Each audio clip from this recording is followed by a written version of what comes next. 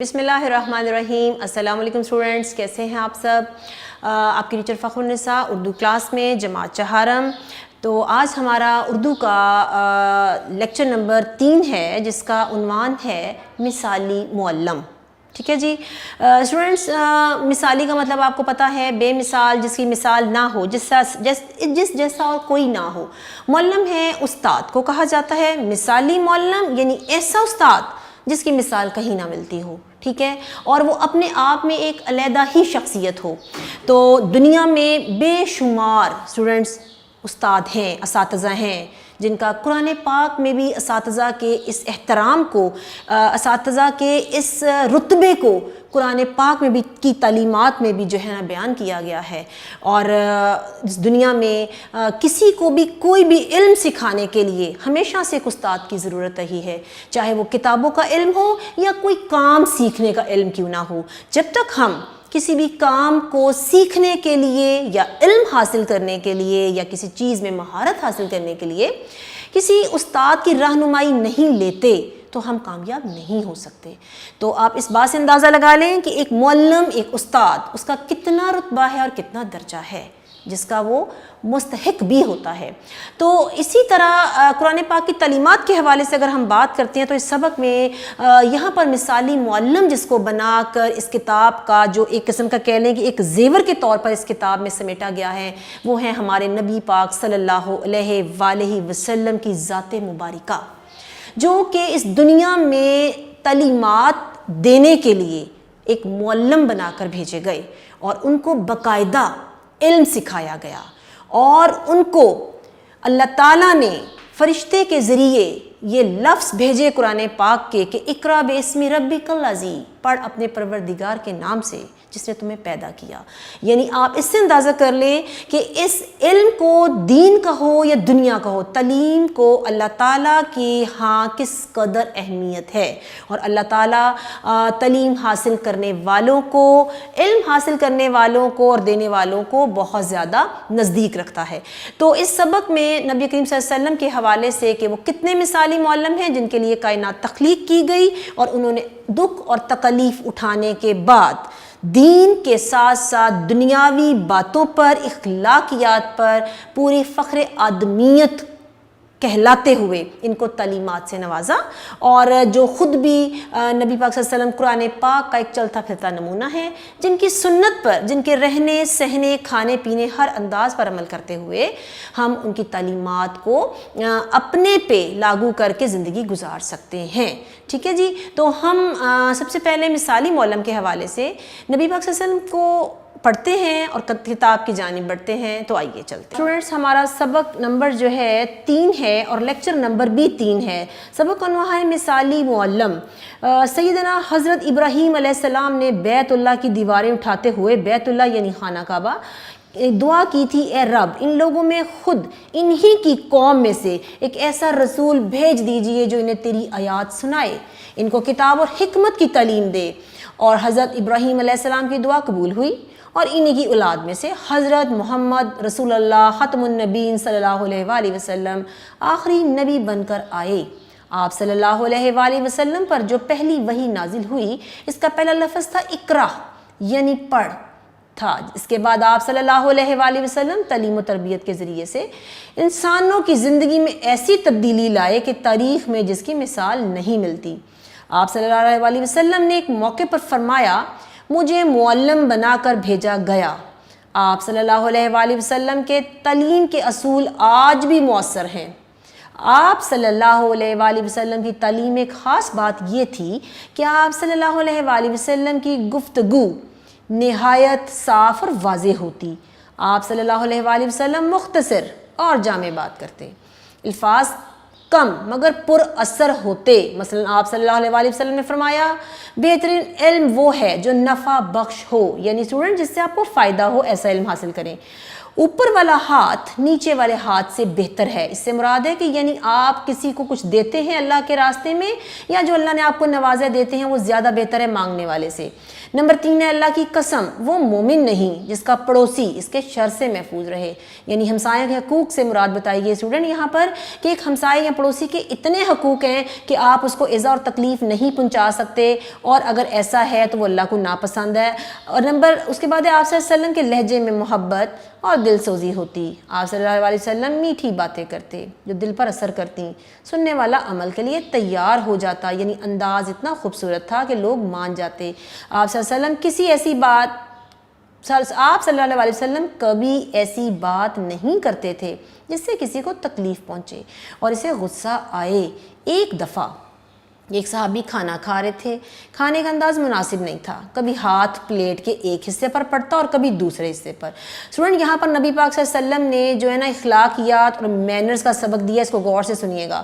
آپ صلی اللہ علیہ وسلم نے یہ منظر دیکھا تو فرمایا، جب تم کھانا کھاؤ تو بسم اللہ پڑھ لیا کرو، دائیں ہاتھ سے کھاؤ اور اپنی طرف سے کھایا کرو۔ اسٹوڈنٹ یہاں پر یہ بہت بڑی بات کہی گئی ہے، یہ بھی ادب اور آداب میں شامل ہے۔ جب آپ بھی کسی کے ساتھ بیٹھ کر کھانا کھائیں، چاہے وہ اپنی پلیٹ میں یا کسی کی پلیٹ میں، جس طرف آپ بیٹھیں آپ اسی رخ سے کھانا کھائیں۔ اس کے بعد ہے حضرت محمد رسول اللہ صلی اللہ علیہ وآلہ وسلم خاتم النبیین، سوال و جواب کے ذریعے سے بھی صحابہ اکرام رضی اللہ عنہ کو دین کی تعلیم دیتے۔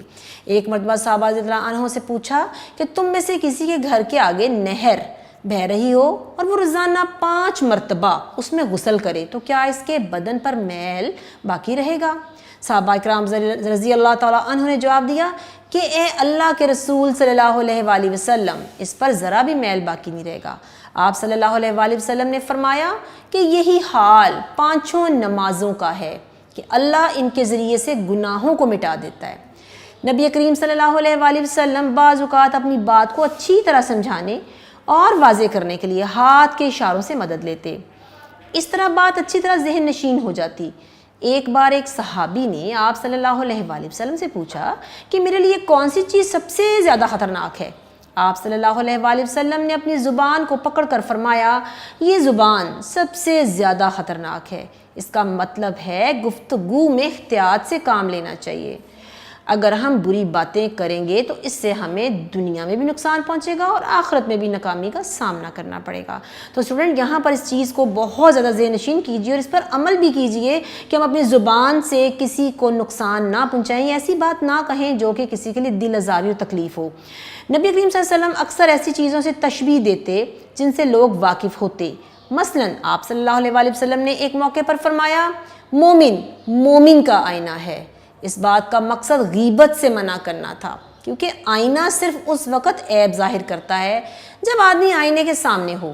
آئینہ کبھی ایک بندے کی خامیاں دوسرے لوگوں کو نہیں بتاتا، اس میں بہت بڑی بات ہے۔ نبی کریم صلی اللہ علیہ وسلم موقع کے مطابق بات کرتے۔ آپ صلی اللہ علیہ وآلہ وسلم جن باتوں کی تعلیم دوسروں کو دیتے تھے خود بھی انہی پر عمل کر کے دکھاتے تھے۔ بلا شبہ آپ صلی اللہ علیہ وآلہ وسلم ایک مثالی معلم ہیں اور آپ صلی اللہ علیہ وآلہ وسلم کی سیرت ہمارے لیے بہترین نمونہ ہے۔ تو اسٹوڈنٹس آپ نے مثالی معلم نبی پاک صلی اللہ علیہ وسلم کی شان اور تعریف کے مطابق باتیں سنی تو آپ کو بہت سی سمجھ میں آئی ہوگی کہ نبی پاک صلی اللہ علیہ وسلم کی جو ہے شان مبارک کیا تھی، اور وہ ایک مثالی معلم اور استاد کی حیثیت سے دنیا میں انہوں نے جو تعلیم سے اپنی چیزوں کو، اپنی سنت کو منور کیا، اور وہ ہمارے لیے راہ عمل اور باعث راحت اور آسانی ہے۔ تو اب ہم اس سبق کے حوالے سے کچھ اور چیزیں ہیں جو ہم بورڈ کی طرف دیکھتے ہیں اور ان کو سمجھتے ہیں، تو آئیے چلتے ہیں۔ لیکچر نمبر 3 ہے جماعت چہارم، سبق نمبر بھی 3 ہے۔ اس میں سوال نمبر 1 ہے الفاظ کے معنی لکھیے۔ تو اس میں ہے الفاظ معنی، نمبر 1 ہے حکمت دانائی، یعنی حکمت اور دانائی کی باتیں نبی پاک صلی اللہ علیہ وسلم لوگوں کو سمجھاتے تھے۔ نمبر 2 پہ ہے معلم کا مطلب ہے استاد، ٹھیک ہے، اور یہاں پہ آپ نے جس معلم کے بارے میں پڑھا ہے وہ آخری نبی خاتم النبیین صلی اللہ علیہ وآلہ وسلم کی ذات مبارک ہے۔ نمبر 3 ہے تشبیہ دینا، ٹھیک ہے جی، یہ ہو سکتا ہے یہ لفظ آپ کے لیے نیا ہو لیکن آپ کو آگے چل کے مزید اس کے مطلب واضح ہو جائیں گے۔ ایک چیز کو دوسری چیز جیسا بیان کرنا، جیسے ہم کبھی کبھار کہتے ہیں آئیے آپ تو بہت پیارے لگ رہے ہو، آپ تو چاند کے جیسے ہیں، آپ تو پھول کے جیسے ہیں، یعنی کسی چیز کو کسی چیز سے تشبیہ دینا، ملا دینا، تعریف میں بھی آتا ہے اور تشبیہ میں بھی، ٹھیک ہے۔ نمبر 4 ہے آیات قرآنی جملے ہوتے ہیں جو قرآن پاک نبی پاک صلی اللہ علیہ وسلم کے اوپر اتارا گیا، وہ جو ہے اس کے اندر جو آیات ہیں ان کو کہا جاتا ہے قرآنی جملے جو قرآن میں درج ہیں۔ نمبر 5 غیبت کرنا، ٹھیک ہے، کسی کی غیر موجودگی میں اس کے پیچھے بری بات کہنا یا اس کے بارے میں کچھ بھی برائی کرنا غیبت کہلاتا ہے۔ اس کے بعد اسٹوڈنٹ سوال نمبر 2، الفاظ کے جملے بنائیں، تخلیقی بنائیں، مطلب سمجھیں، خود سے بنائیں، ذہن نشین کریں، لیکچرز کو بار بار سمجھیں، دیکھیں، ذہن نشین کریں اور خود سے بیٹا لکھنے کی کوشش کریں، ٹھیک ہے۔ نمبر 1 ہے وحی، ٹھیک ہے، نبی کریم صلی اللہ علیہ وآلہ وسلم پر قرآن پاک اتارا گیا یا اللہ تعالیٰ نے کوئی بھی پیغام بھیجنا ہوتا تھا تو حضرت جبرائیل علیہ السلام ایک فرشتے ہیں جن کو بھیجتے تھے اور اس کو وحی کہا جاتا ہے، اور وہ اپنی بات نبی پاک صلی اللہ علیہ وسلم تک پہنچاتے تھے، اللہ کی بات فرشتے کے ذریعے نبی صلی اللہ علیہ وسلم تک۔ نمبر 2 آیات، یہی جو قرآنی جملے ہیں، قرآن کی آیات۔ نمبر 3 حکمت، دنائی سمجھداری کی باتیں۔ نمبر 4 غیبت، کسی کی برائی کرنا پیٹھ پیچھے۔ معلم، استاد، ٹھیک ہے جی، یہ جملے ہیں، ان کو آپ بنائیں، لیکچرز کو بار بار سننے سے آپ کو یہ چیزیں سمجھ میں آ جائیں گی اور آپ کے ذہن میں آ جائیں گی۔ اس کے بعد یہاں پر نا کچھ سوالات ہیں جن کو ہم زبانی جن کا ذکر کر لیتے ہیں، ان سوالات کو آپ اگر لیکچر میں ہی بار بار ریکارڈنگ کو سنتے رہیں گے تو وہ آپ کو سمجھ آ جائیں گی، آپ ان کو خود سے بھی لکھیں گے۔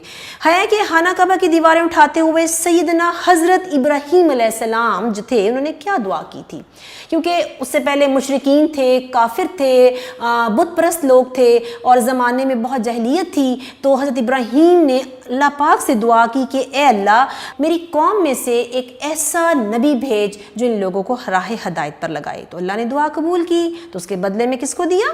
آپ نے دعا کی اے رب ان لوگوں میں خود انہی کی قوم میں سے ایک ایسا نبی بھیج دے جو تیری آیات ان کو سنائے اور سمجھ جائیں۔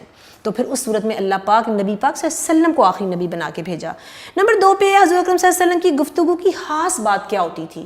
ویسے تو وہ تمام باتیں خاص کرتے تھے، ان کا انداز، گفتگو، اٹھنا بیٹھنا، ہر چیز این اللہ کے حکم کے مطابق تھا، مگر خاص بات یہ تھی کہ آپ کی گفتگو میں تھی کہ آپ نہایت صاف، واضح اور مختصر بات کرتے تھے، جامع، جس سے دوسروں کو سمجھ میں آ جائے ساری بات۔ اسی طرح اسٹوڈنٹ سوال نمبر 3، 5 نمازوں کی اہمیت بتانے کے لیے آپ صلی اللہ علیہ وسلم نے کون سی مثال دی تھی؟ تو آپ صلی اللہ علیہ وسلم نے فرمایا تھا کہ اگر میں تم سے کہوں کہ 5 مثالیں مطلب نمازیں جو ہیں اسٹوڈنٹس وہ ہمارے لیے ہماری روحانی جسمانی ہر طرح کی پاکیزگی کے لیے ضروری ہیں، اور ہم 5 وقت دن میں وضو اگر کرتے ہیں تو ذہنی جسمانی ہر طرح سے پاک صاف رہتے ہیں، روحانی طور پہ بھی۔ تو آپ نے نمازوں کی مثال اس طرح دی کہ اگر تمہارے گھر کے سامنے سے ایک نہر جاری ہو، ٹھیک ہے، اور اگر کہا جائے کہ آپ 5 مرتبہ اس میں نہا لیں، اور اس کے بعد کوئی پوچھے کہ آپ کے بدن پہ کوئی میل بچا ہے بار بار نہانے سے، تو ہر کوئی کہے گا نہیں۔ تو یہی مثال نمازوں کی ہے، اگر آپ 5 وقت دن میں نماز پڑھتے ہیں آپ کے ظاہری جسم کا میل، روحانی اور دلی سب صاف ہو جاتا ہے۔ اس طرح سوال نمبر 3 ہے اسٹوڈنٹس کہ حضور اکرم صلی اللہ علیہ وسلم لوگوں کو سمجھانے کے لیے کون کون سے طریقے اختیار فرماتے تھے؟ ہم بہت فرماتے تھے لیکن یہاں ہم چند کا ذکر کر لیتے ہیں۔ نبی پاک صلی اللہ علیہ وسلم نمبر 1 جو تھا مختصر جامع بات کرتے تھے کہ آسانی سے سمجھ میں آ جائے۔ نمبر 2 نرمی اور شفقت محبت سے سمجھاتے تھے، ٹھیک ہے۔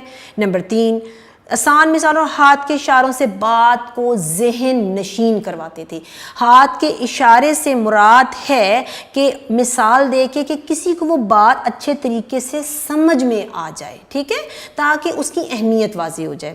اس کے بعد سوال نمبر 5 میں جو ہے یہ ہے کہ آپ دوسروں کو بات سمجھانے کے لیے کون سا طریقہ اختیار کرتے تھے؟ آپ سمجھانے کے لیے سنت نبوی صلی اللہ علیہ وسلم کے مطابق طریقہ اختیار کرتے اور بات کرتے تھے، جو وہ بات کرتے تھے جو اللہ تعالیٰ نے فرشتے جبرائیل کے ذریعے آپ تک پہنچائی ہوتی تھی، اور آپ اس کو اسی طریقے سے محبت سے، اچھے انداز سے، اچھی گفتگو سے لوگوں تک پہنچاتے تھے۔ تو یہ تھا ہمارا آج کا اسٹوڈنٹ سبق نمبر 3 اور لیکچر نمبر 3، اور سبق تھا ہمارا مثالی معلم، اور معلم تھے ماشاءاللہ سے ہمارے نبی کریم صلی اللہ علیہ وآلہ وسلم۔ تو اسی امید کے ساتھ آج کا لیکچر کا اختتام ہوتا ہے۔ جہاں رہیے خوش رہیے، بہت سے لیکچرز جو آپ کو دیے جا رہے ہیں ان کو بھی ذہن نشین کریں۔ اللہ حافظ۔